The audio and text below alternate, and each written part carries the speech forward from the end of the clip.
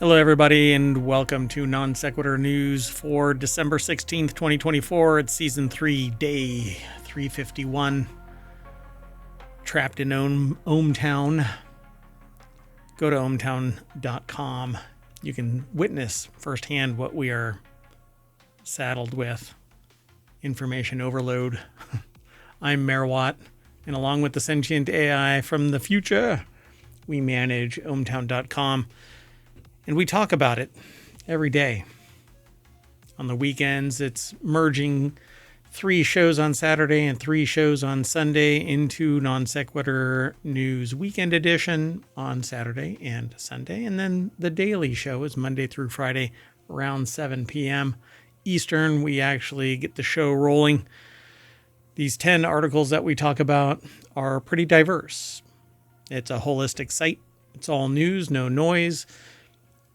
Sourced from various parts of the internet, as it were. And then we talk about it from our perspective, give our anecdotal perspective, and maybe a little snark along the way and some humor. Maybe. Can't make everybody laugh. Well, we make ourselves laugh. So we hope that you join us in that laugh. And if you are interested in that, you can actually hang out with us over at Twitch. So twitch.tv/ohmtown or on YouTube, youtube.com/ohmtown/live, I think it is. You can actually just see us live. Again, we stream to both Twitch and to YouTube. If you want to get all of the articles, you can actually go over to Twitch and just mash the keyboard with your face until you hit !NSN, and that will tell Omatron, the bot that walks around ohmTown and grabs the articles that we talk about. And eventually, it will... What the heck is going on? It's supposed to spit all of the articles out into Twitch. I don't know. Maybe it doesn't like what I said just now. At any rate, let's get into these articles. We're going to be talking about hackers jailbreak digital license plates, pigs in a plane hold. It's not a recipe. Trashing owners in plain English. It's a different plane. 20,000 crows in New York. So, about your cat. YouTube is testing an audio feature. That is one thick iceberg. About those toxic black kitchen utensils, which, interestingly enough, I actually have those in my pantry. I bought them before the research came out, and they've been sitting there since. More authority to deal with drones. Is that what this has all been about? And a pizza recall. What the hell? A pizza recall?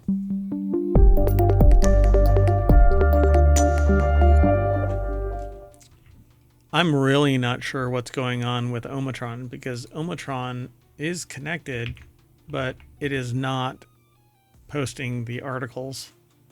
Well, that's not good. I'm more worried about the critters in ohmTown who have gotten really rambunctious. Yeah,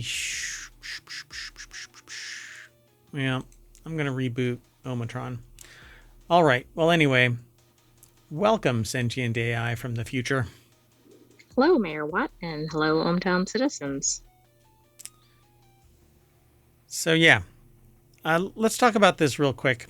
I didn't log in before the show, but at any rate, it's over in RealityHacker.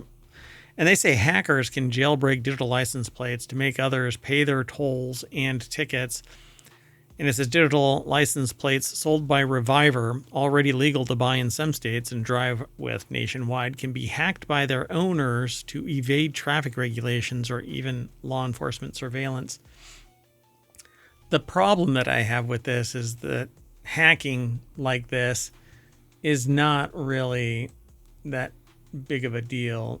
You're basically attaching a cable after removing a label, and then from there, from there it's nothing more than rewriting whatever is on your.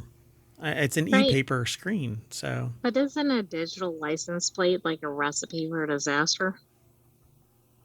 Yeah, I wouldn't have any experience with that whatsoever. A mistake being made, let alone somebody cognizant of the fact that they're doing something. There you go. Omatron woke up after being rebooted. You just have to hit it harder with a hammer, and then it wakes up.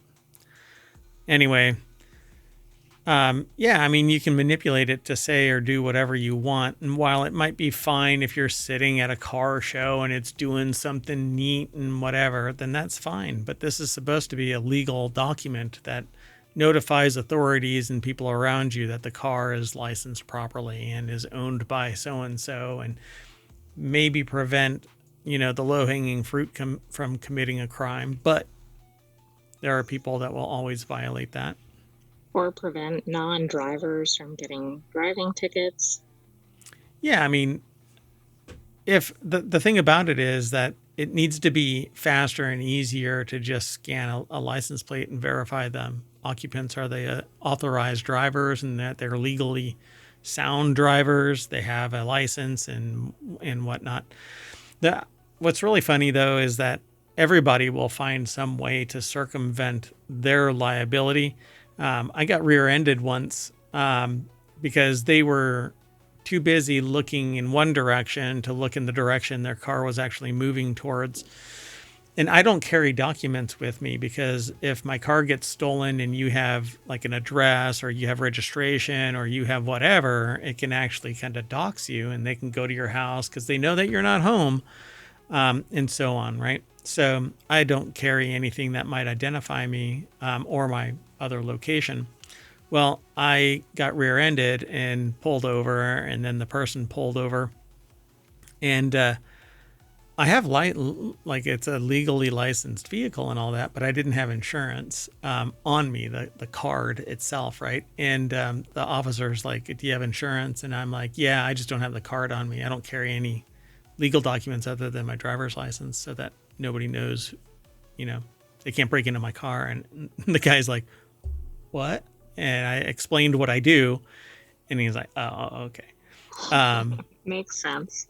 It's kind of like that other license plate issue where a typo led to like a 3.5 hour investigation into me, only for them to go, "Oops." Whoops, it wasn't even the right state. In New York, yeah. And so the person overheard me tell the officer that I didn't have my insurance on me. But their brain turned off after like, I don't have my insurance. Right. They thought you were uninsured, which I know is a big deal. And even then, it's the insurance company that's going to be, it's none of your real concern. And so the woman like lost her mind.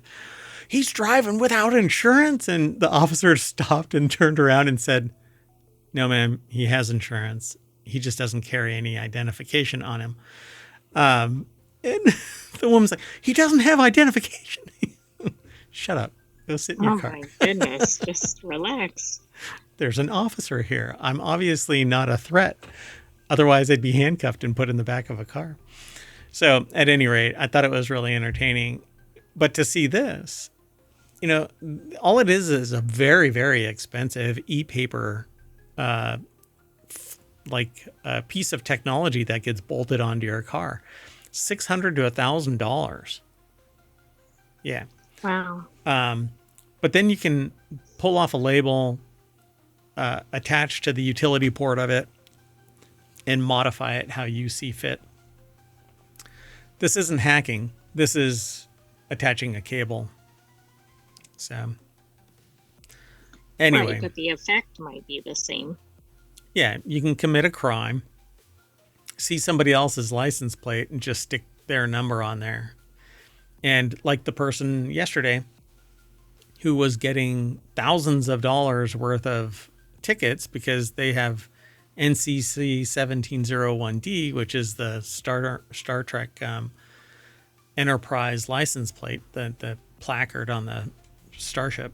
You can direct tickets to whoever you want. You don't like somebody?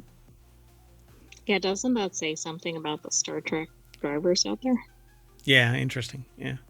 And this What's really interesting about this is the ticket would go to whoever it is that has this license plate. So why aren't they cross-referencing the vehicle, the driver, the license plate? If it's so ham-fisted that all they do is write the ticket and send it off, nobody's doing due diligence. It's nothing more than check the box, cover your ass. Right. Yeah. But also at some point, if somebody's doing this to their own car, I don't know, like, rescind their license. Yeah. Yeah. Well, of course, we know everybody that's conducting criminal activity will be stopped by that. There's a couple of things that you can do. Not allow knockoff fake license plates and not allow electronic license plates unless they're the ones that are hardened towards from this kind of manipulation. But if the more you do it, right, the more you enable it, the more open doors you create. So it's a silly whatever, what's the point of that? I understand what the real point of this is. If they can figure out a way to make it electronically changed, then they don't have to get metal ones stamped all the time. Yeah, it is actually a cost savings, but it seems like there's so much potential risk with it that I'm not sure that's worth it. Yep. So unfortunately, I did not log into this. I mean, and they do something really stupid. Like, if I sign up with this and I want it to be like without my name attached, right? So I can actually talk about this stuff without doxing myself. That's not what happens. I have an account that's designed so that I can make purchases that are like anonymous. Yeah, basically. But then it displays your information, right? It actually grabs it grabs my payment information and displays that in the account, regardless of the account name that I sign up under. Yeah. So anyway, it's stupid. So when I used to log in, I do not anymore. So full disclosure, Wired/Condé Nast is a dumbass about this. Anyway, let's go on. Because if I don't want to be sitting in an airport and somebody's riding my shoulder and they find out what my name is. Exactly. There was look, you might think that it's paranoid or whatever, but a person, an adult male, used their phone camera to take a picture of somebody's boarding pass, a 14-year-old girl, I think it was, modify it so that it fit as the scanner screen, and then went through the boarding process, all because they were not paranoid enough to protect their information from disclosure. So click with care. Make sure that the people that are around you aren't looky-loos. It's none of their freaking business. But lo and behold, Condé Nast says, you are who you are. Don't hide it. Let's give more data out to the people looking over your shoulder at the airport. Yeah. And it's not just the airport, but whatever's going on over there. Anyway, so the next article, let's move on. The next article is over in Non Sequitur News. A stinky flight in every way. The stench of 100 pigs in cargo prompts diversion of a passenger plane and a 26-hour delay. A KLM flight was diverted to Bermuda. Isn't Bermuda a nice place to be diverted to for 26 hours? Yes, if you got off the plane. What if you were stuck in the plane? Oh, good God, please no. So anyway, the smell of pigs from the cargo hold overwhelmed everybody, I suppose. The Boeing 787 was en route from Amsterdam to Mexico City when it was diverted.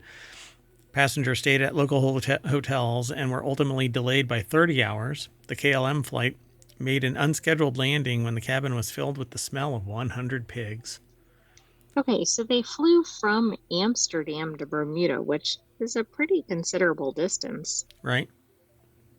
Maybe they should have just continued on to the original destination. I don't know what... Is 5 hours of pig smell worse than 10 hours or vice versa or whatever. I'm just using that as an example. So data from the Flight Radar 24 shows that 6 hours into its flight, it was diverted to Bermuda, a British overseas territory in the Atlantic Ocean.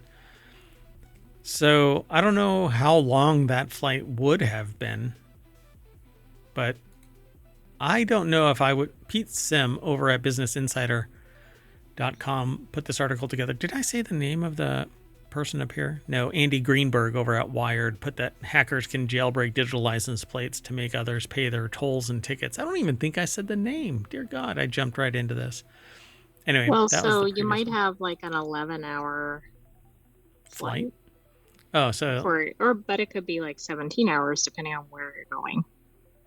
Well, they're going from Amsterdam to Mexico City. Oh, I don't know if about there was 12 hours roughly. Yeah, so they flew halfway into it. I don't know if the diversion took that long. They might fly right over Bermuda, right, and it's it might an have arc. happened 5 minutes before they diverted or something. Yeah. So a spokesperson for Skyport, the firm that runs Bermuda's LF Wade International Airport, told Business Insider the diversion was caused by the distinctive aroma of 100 pigs traveling in the cargo hold, saying the stench prompted the flight crew to divert to Bermuda for a fresh air break. So it went on again. Right. Oh, and exactly. here's the pisser about this, pun intended. The KLM spokesperson said that halfway through the flight, a strong smell caused by live animals, pigs, in the cargo hold reached the cockpit. So screw all of the people that were in the back. Exactly, that have been smelling it for 6 hours or whatever. Oh, that's interesting. Wow. The spokesperson said 259 passengers and crew were processed through immigration and accommodated at local hotels, while the pigs were attended to by a government vet. Wow. Thanks to excellent collaboration between KLM, Delta Airlines, and local partners, both our two-legged friends and our four-legged visitors. I said two-legged friends. I'm ingratiating them a little bit more than, all of the cargo are safe and well cared for, even if this wasn't quite the Christmas vacation they'd planned. Skyport shared video. Yeah. Wow. So they landed in Mexico around 9 p.m. on Sunday, meant the KLM passengers and the pigs were delayed by around 26 hours. So they still needed the pigs. They still flew those pigs. Exactly. Did that mean they took an empty flight? I mean, I don't know. Well, they flew the people too. They had to have. All of them, the passengers and the pigs. Kind of like, why didn't you just continue at that point? Yeah, open a window. I mean, some of the bolts are probably missing, so. Too soon. So the cargo hold isn't hermetically sealed from the cabin? Yeah, that raises so many other issues, because isn't it, I don't know, like with the pressure and the air circulation and all that, it makes no sense. Yeah, I thought that the cargo hold is depressurized, which is one of the reasons why it really sucks to transport animals in it. But the passenger compartment is pressurized, but the seal can be broken to allow fresh air in, but it must come from the cargo hold. Oh, maybe it comes in through that or something into the passenger area. I don't know. Anyway, then they talk about others. I don't really care about others. This was just, I wanted to riff off of the pigs in a blanket thing, but it's pigs in a plane hold. Moving on. Next article is over on the Mobile channel. I am streaming to everything, yeah? Yeah. So, this next article is over on the Mobile channel. Giants fans are so pissed that they're paying for plane banners to trash the owners. I titled this one, Trashing Owners in Plain English. Anyway, New York Giants fans haven't had much to celebrate this season. Their team has the fewest wins in the NFL, and no team has scored fewer points than they have. Yikes. So it's not like they're even entertaining fans with their losses, unless you like watching people get their ass kicked. One thing that has brought a large collection of Giants fans together, though, is their disdain for the organization. And that has resulted in planes with messages frequently flying over their games. No, this has nothing to do with the drones plaguing New Jersey, particularly up north where the team plays. Yes, the New York football team, I guess it, I don't know, doesn't actually do something. So Kyle Philippi over at Vice.com put this article together. You can see how our operation works. We don't take everything from a source, and we don't. Plus, the source provides that. Right. And we actually shorten it. Like some sources provide even more, and we truncate it because we don't want all of it. We want just enough to tease us and give us an idea. Is it worth going and reading the rest of the article? So the 10 that we choose tend to pique our curiosity. So up north where the team plays, yes, the New York football team does not actually play in the Empire State, but rather in New Jersey. So during Sunday's loss, another plane took flight over MetLife Stadium, this time with a banner that read, "We won't stop until you fire everyone." And a prior plane the week before read, "Please fix this dumpster fire." And they have a little TikTok. That would be worth going to the game alone to see these banners. Speaking of TikTok, apparently it's been banned. And so now we get to see it go to the Supreme Court. So they've already appealed the ruling, and they have filed for an emergency hearing with the Supreme Court. Yeah, so we'll see what happens with TikTok here in a bit. Mr. Mara, enough. Please fix this dumpster fire. Oh, it wasn't just please fix this dumpster fire. It was Mr. Mara. Oh, nice. It's personalized. Yeah, they're at least they're polite. I'm assuming that's the owner or something. Yeah. So NJ.com, New Jersey. Well, it's just NJ.com. Spoke with one of the fans behind Sunday's plane. They paid $1,500 to charter the message, and the entire reasoning behind it was to embarrass the team's ownership group, led by John Mara. Yikes. I mean, brutal. They must be really upset. That's a lot of money to spend on something like that. Yeah, some people have a lot of money, and they're fans of a sport. Not really a fan, like fanatical fan, kind of. I mean, that's what fan means, fanatical. And fanatical has an actual meaning.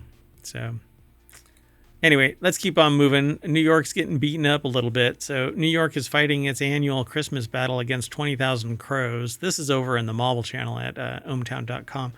Thousands of crows make Rochester, New York their home every holiday season. It is estimated that around 20,000 of them gather nightly in downtown Rochester. It's a hell of a sight, but as you can imagine, 20,000 crows make a gigantic mess that maybe isn't worth the awesome visual, so residents and city officials have devised various hazing methods, as they call them, to get rid of the birds, some of which include fireworks and laser birds. Oh, geez. So officials spend around $9,000 annually on dispersing large gatherings of the birds to keep benches, sidewalks clean so the city doesn't have to clean up after all of this. Oh my God. Louis Prado over at Vice.com. I wonder if this was the impetus for any horror movies. Yeah, the birds. For sure. So in 2012, city officials led by wildlife specialists Rachel Kubita and Daniel Hodgenacki, it might just be Honacki, devised various hazing techniques that don't harm the crows but annoy them just enough to disrupt their roosting patterns, rudely but non-violently, suggesting that they should move to less congested areas. Wow. I wonder why they like Rochester so much. Well, we probably built where they used to fly. The tools of disbursement include loud fireworks, great. Spotlights, blasting sound recordings of crows. Probably not counting crows, though. Do you think? Could be. Anybody know of any other crow-named bands? If you play Counting Crows, then they all hang out and sing. Ornithologists say the crows are perfectly fine, but that doesn't stop some locals from feeling at least a little bit of sympathy for the crows. Like, how about the black crows or the black crows medicine show? Oh, wow. Yeah, I forgot about that. Those might be the two best known. There's other ones, but... Yeah. So until someone comes up with a better tactic, the citizens of Rochester must arm themselves with fireworks and laser projectors to disband the flying, defecating menace. Wow. There's a video. I won't play the video. Y'all can go and check that out. Let's keep flying off to the next article. This one's in Non Sequitur News. Grieving owner cremates a cat after a car accident, or I guess it would be a cat accident. Then text changes everything. The husband mistakenly identified the remains of a cat. Surprise text about owner's cat found alive. Well, a cat did meet its demise at the... Right, but whose cat was it? Yeah, they'll figure it out later.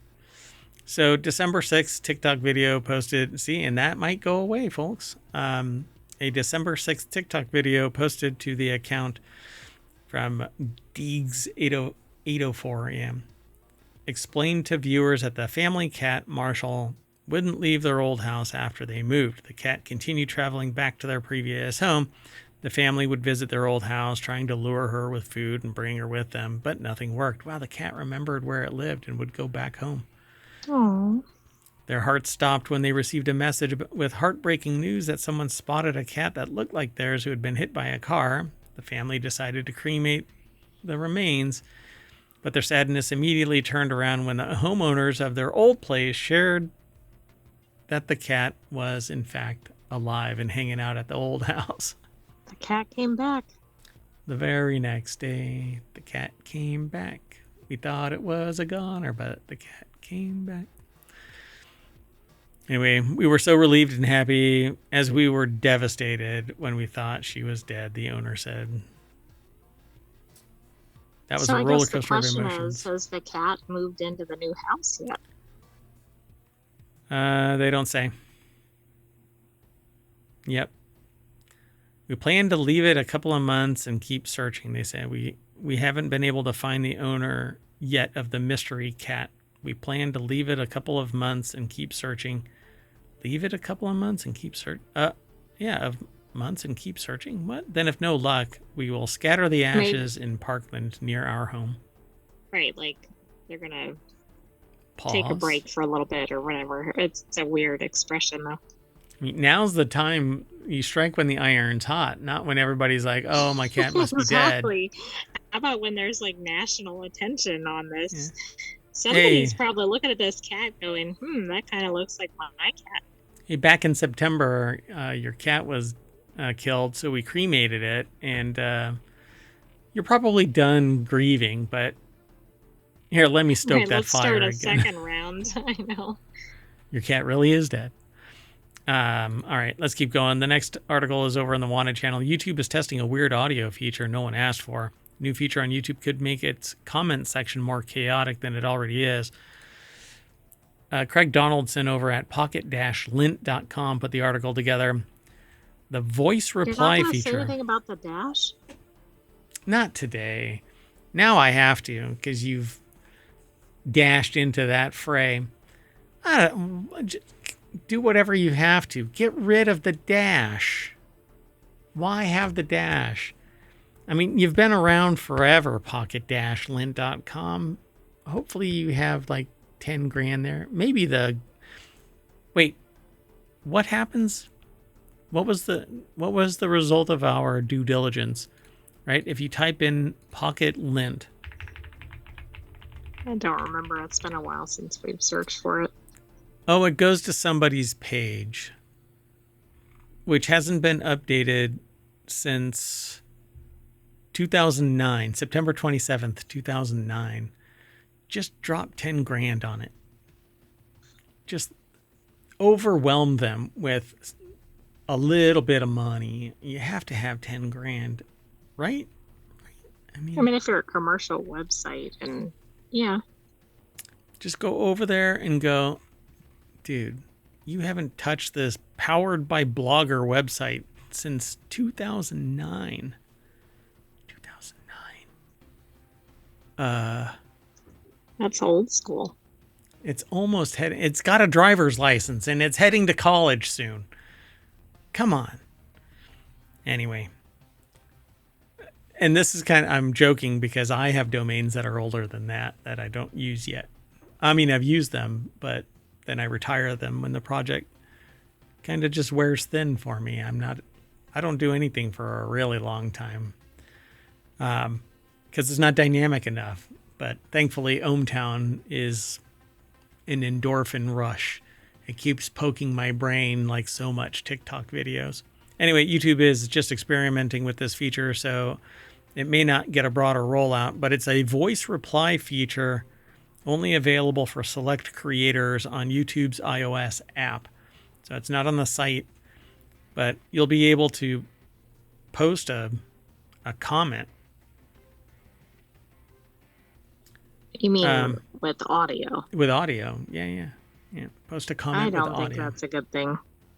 No, and I don't think a lot of people will take advantage of it unless they're using a voice distortion system, which I could do.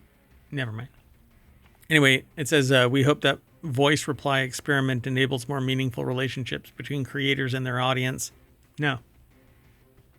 It won't. No, this is going to lead to negative things.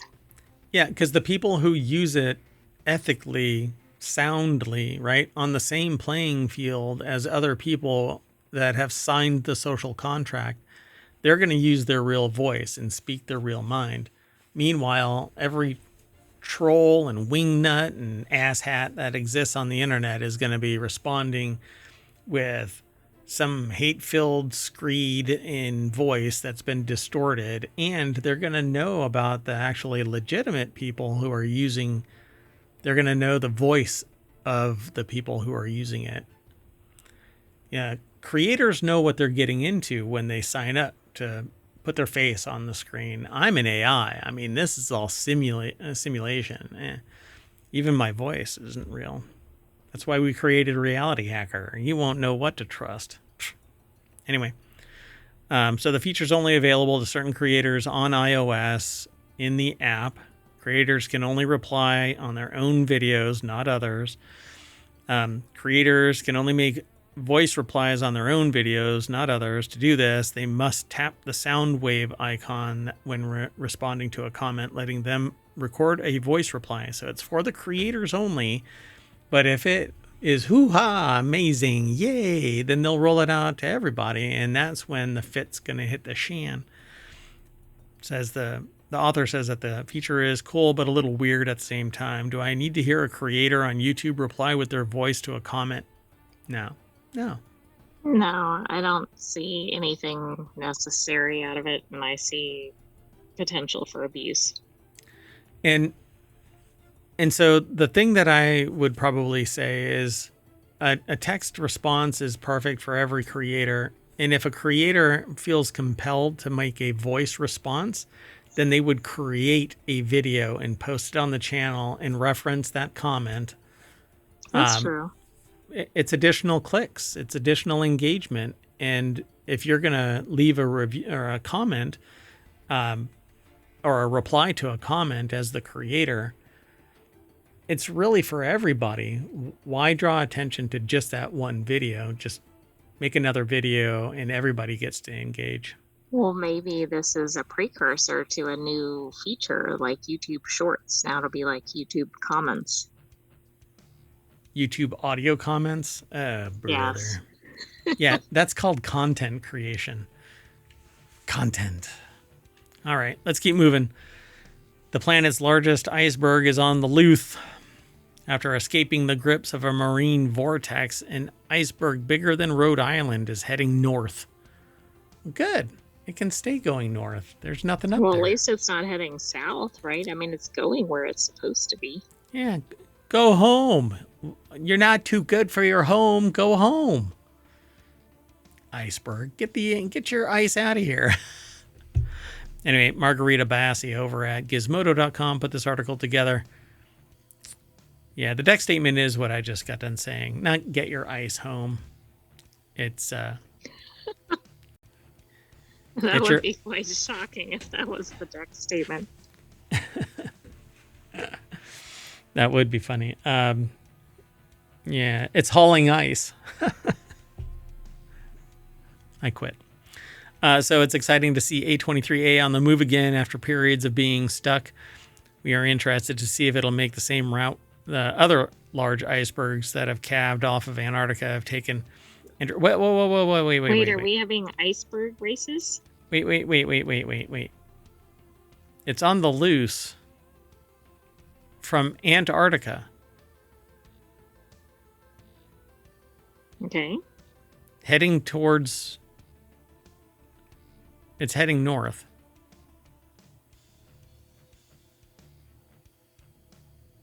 Okay. So is it going to hit the equator and melt?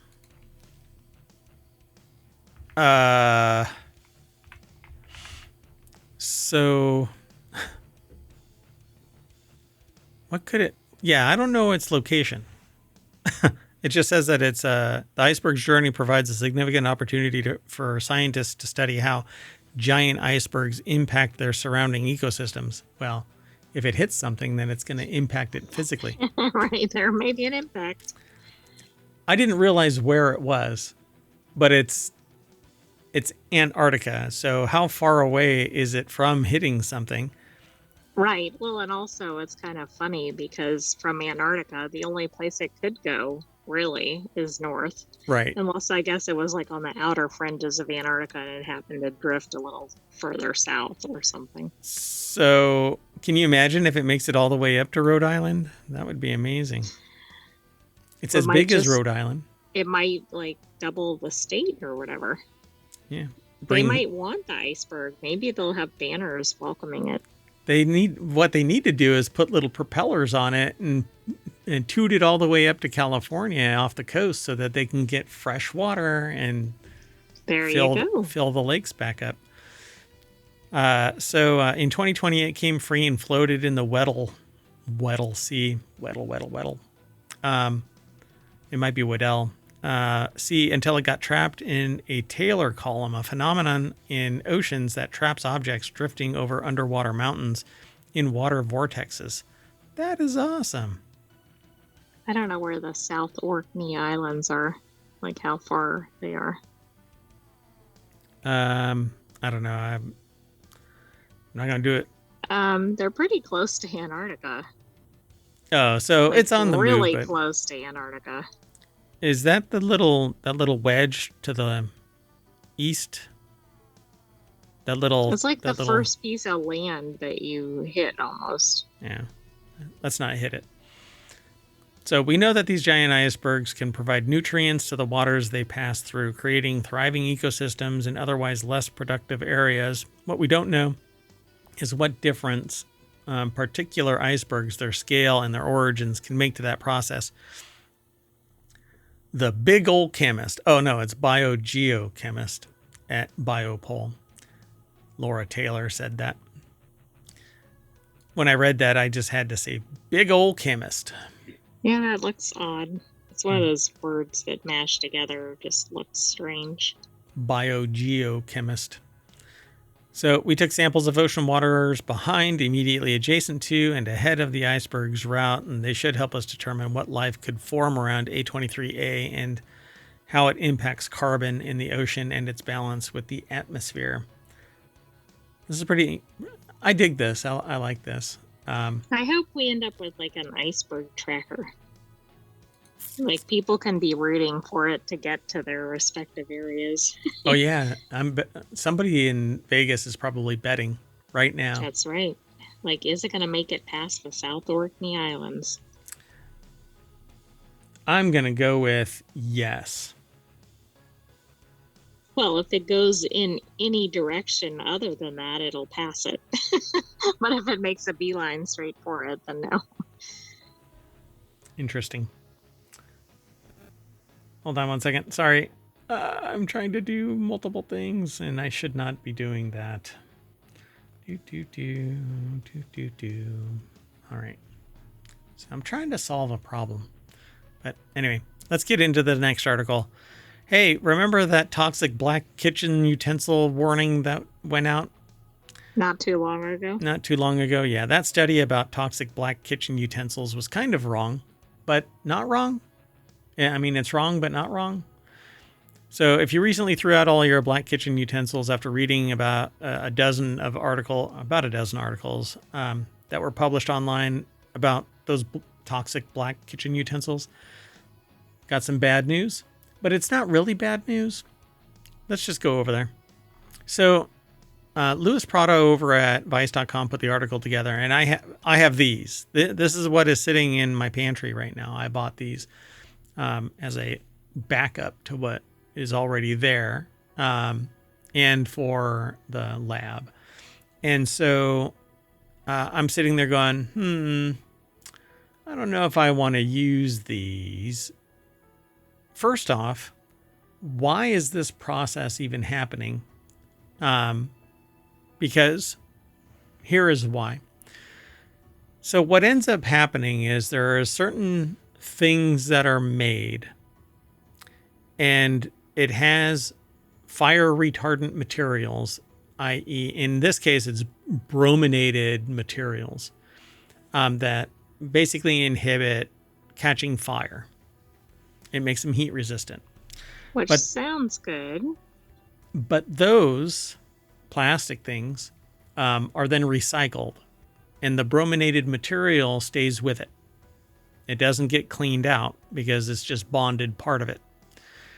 Then it gets turned into a kitchen utensil, and I ask myself, and I ask the world, why the frick is that even allowed? Right. I mean, who wants materials near human consumption that have any toxicity? So these brominated BFRs, brominated flame retardants, are not allowed in food supplies. There used to be brominated drinks. Those are no longer allowed. Europe got rid of them a long time ago. America did not, because we're dumbasses. And so everybody goes, well, I've never been sick. Well, you don't know how well your life could have been if you didn't ingest brominated liquids. Right, and you don't know what you're passing on to your offspring. Correct. Yeah. Yeah, exactly. You don't know what you don't know, and you didn't know this. I guarantee you, y'all didn't know this. So bromines are utilized in drinks to stabilize and enhance so that they can stay on a shelf longer and keep stuff in solution longer. But they're also used in apparently other materials that get recycled into kitchenware. So it says now they're in your system, posing health risks like cancer, nerve damage, hormonal disruption. Well, the biggest problem out of that... All those sounds like, pretty minor things, right? Yeah, don't even worry about it. So BDE209 is the referenced flame retardant kitchenware contaminant. And I don't know how to test that. So I'll have to go and do some research to test that because I want to find out if what I've got is recycled anything. I don't remember it saying that it was recycled, but if it was recycled and not disclosed, then I'm going to be absolutely pissed. Luckily, none of it has been used in ohmTown. So the paper correctly gives the reference dose for BDE209 as 7,000 nanograms per kilogram of body weight per day. Okay. Except that they got the calculation wrong by an order of magnitude. They said, but calculates the limit for a 60 kilogram adult of 42,000, but that should have been 420,000. But this is not sounding very definitive. I ask you, how much of a toxic substance is okay? Right? Now, most people would say no, none, right?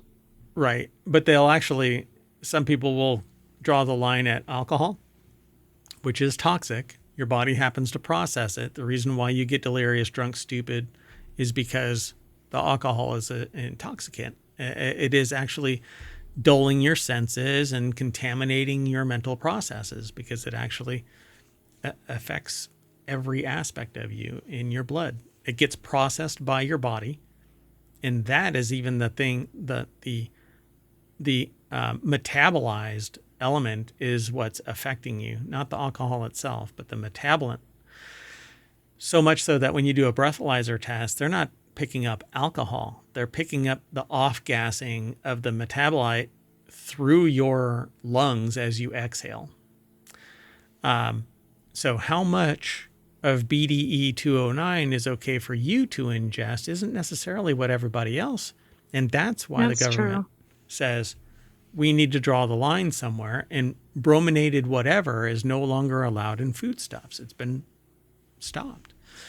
But that happened like across the board. That happened like 2023, something like that. Yeah, I was going to say that was really recent in the U.S. It got removed from some things earlier, and then like from children's stuff earlier, but from soft drinks and other foodstuffs, it was still in there. Anyway, some bad multiplication led to an outcome that was far worse than it seemed at first. The study's lead author, Megan Liu, acknowledged the error and referred to it as a typo, a stupid mistake, typo. Landing on Mars versus becoming a lawn dart. Right, surviving versus not. Right, yeah. Blind fear that all black utensils are suddenly going to kill everybody in the house. Yeah. Anyway, however, she acknowledged that it does not change the study's original conclusion. True. That you're both wrong and right. So yeah, I need to find out if the black utensils in ohmTown are actually recycled, and if there is a test for bromines, then but I need to figure that out. So maybe you can too. And if I figure out the solution, because I'm not a chemist, I play one on TV or right here. Anyway. Ta-da. Would that be on Non Sequitur News? Exactly. Here on Non Sequitur News, I'm a non sequitur chemist. I'll start a research project on one thing, and it'll just transition into something completely different halfway through. Let's keep moving. The next article is over in Non Sequitur News. I suspect that I'm going to have to jump through a bunch of different chemistry experiments to get to the bromine test itself, like to quantify it. Oh, you can watch that YouTube channel that did like 15 rounds of like, now you do this experiment. Do you know which one I mean? Oh, I don't want to do that. No, I know what you're talking about. Yeah, I don't think I like that. So the FBI and Homeland Security say they want more authority to deal with drones amid strange East Coast sightings. So is this the grab? Is this what this was all about? Nobody seems to know. What I can't figure out is these things are in populated areas, and you'd think somebody would have some idea what was going on right now. Yeah, no, nobody knows. Federal authorities are arguing that they need more authority so that they can better deal with drones amid the surge in unexplained drone sightings that have caused confusion throughout the eastern U.S. in recent weeks. And please don't anybody fire your gun at them, not only because there's two things that'll happen. You'll either piss off the aliens and they'll come and do probing on you, or you'll miss and it'll land somewhere and hurt someone. Like maybe on yourself. Well, anyway, the Jake Epstein over at businessinsider.com put this article together. Federal agencies stress that they need more authority to deal with the drone threat, and officials say that they're investigating the mysterious aircraft, many of which have actually been crewed aircraft. Many of which have actually been crewed aircraft? Who the hell has said that there's crew? I have never heard that. No, I have not seen that. That is the first time I've ever heard that statement. While there's no known malicious activity occurring in New Jersey right now, the reported sightings there do highlight a gap in our current authorities, the DHS official said during a weekend background call with reporters. To pass our important counter-UAS legislation that will extend and expand our existing counter-drone authorities is basically an urging to Congress. Pardon me. An FBI official agreed with the argument, said that their investigation into the drones is limited in scope. They said that there's pending legislation that, if lawmakers pass it, would expand the agency's legal authority regarding counter-drone tools and technologies. Look, if they don't know, a Department of Defense official said the military is limited in what it can do off-base and needs to coordinate with local law and federal enforcement to take any action, because domestically the military can't act except for the Army Corps of Engineers in a non-military activity. CIA isn't supposed to be on national, so that's why you have national security and Secret Service, FBI, local law enforcement. It's supposed to be segmented so that you can't get legal military action domestically, so that the military might of the federal government can't be leveraged in the United States. Compartmentalization is supposed to save us from abuses. But let's break those barriers down. Anyway, why not just get the local National Guard unit to have a helicopter response unit to go up?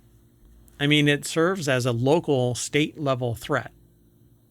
Right. I mean, or even just, I don't know, take a photo of it up close. You got to get close, and people right underneath it may not even look up. Don't look up. Hey, if you don't acknowledge it, then it's not there. It's the cat fallacy, right? You tuck your head underneath that blanket. Nobody knows you're there, even though your fat ass is hanging out all over the place. Anyway, while the ongoing East Coast mystery drone saga has confused civilians and officials alike, federal agencies say many of the reported sightings are just crewed aircraft that are being misidentified as drones. Yeah, okay. However, the FBI... but why all of a sudden? And why so many of them? It's copycats. Sentient AI from the future. It's copycats. Shh. Don't worry. Your pretty little CPU. I'm assuming. Well, anyway. I don't really know what your CPU looked like. I mean, because it's inside that weird USB drive kind of thing that I found you. I know you get all upset about. Why are you USB shaming me?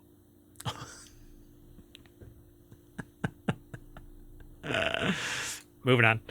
Next article is over, and this is the whole show was built around this one article because I have lost my mind.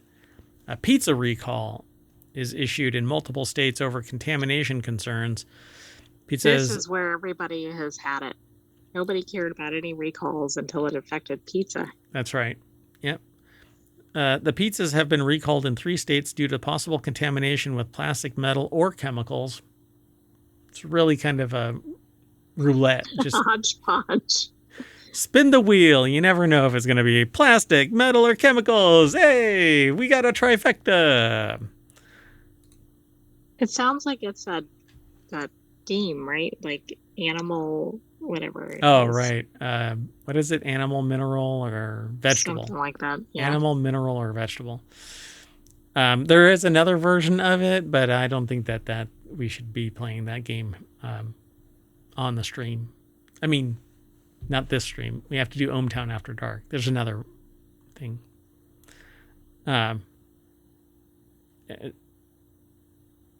Anyway, I'll explain it later. Palermo Villa Incorporated, a frozen pizza manufacturer based out of Milwaukee, Wisconsin, has announced a recall of its Connie's thin crust cheese frozen pizzas due to the potential presence of a foreign plastic contaminant. The recall affects specific batches of the product that were distributed to multiple states, namely, they say namely, could have been others, we don't know, namely Illinois, Minnesota, and Wisconsin, to retail grocery stores. Anyway, they didn't elaborate, but they basically said that somebody's Pez dispenser got into the mixer, and that's not what happened. But plastic may have contaminated the batch. The company announcement summary states that the products may have been contaminated with plastic, metal, or for chemical foreign contaminants. We're legally not allowed to. Really dire, right? We're legally not allowed to refer to it as pizza at this point. That SNL skit is hilarious. I guess the takeaway from the article shouldn't be people craving pizza. I want pizza. At this time, no injuries or illnesses related to the recall have been reported. However, the presence of plastic or foreign objects in food products poses potential choking or injury risks. Hey, look, it's 8 o'clock on the nose. No shit news. Anyway, there's apparently almost 1,800 of these pizzas floating around that might have something in them. Right. Again, you don't know what. Just don't eat Connie's thin crust pizza in that. At least in that batch or whatever. Filter, Marawatt. Activate your filter. All right. Well, that's it. So with the Emma Marsden. I didn't say who the article was from. Emma Marsden over at Newsweek.com put that article together. So it's a fun article. It's informative. I'm sure it's fun. It is fun. Come on, that was a fun article. You don't want to talk about Connie's pizza? It's a food contaminated by metal and plastic. It's not like we're not already contaminated by plastic and weird chemicals. Maybe it'll just round out our varieties of plastic. PFAS. Yeah. Maybe I'll turn into a superhero. Pizza Man. Pizza Mayor. Mayor Pepperoni. All right. We're going to keep on checking the oven and seeing if Mayor Watt is ready for delivery to your table. And in the process, we'll be back at the front page of ohmtown.com where you can go and become a citizen. But that's it, folks. All 10 articles. I am Mayor Watt. And along with the sentient AI, we're saying bye. You want to say bye? Good night, hometown citizens. Thanks for joining us for Non Sequitur News. Oh, God, I always think that you're going to say something else. But you never do.